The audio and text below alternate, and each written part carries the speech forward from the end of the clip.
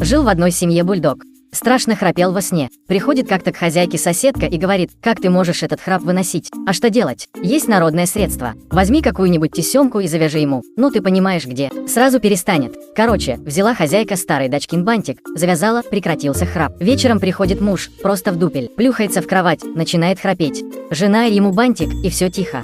Утром просыпается муж со страшного бодуна, идет пописать и видит завязанный красный бантик. Потом глядит, и у бульдога то же самое. Садится на кровать, долго думает, потом говорит бульдогу: «Точно я не помню, конечно, где мы с тобой вчера были, но, как видишь, первое место все-таки взяли».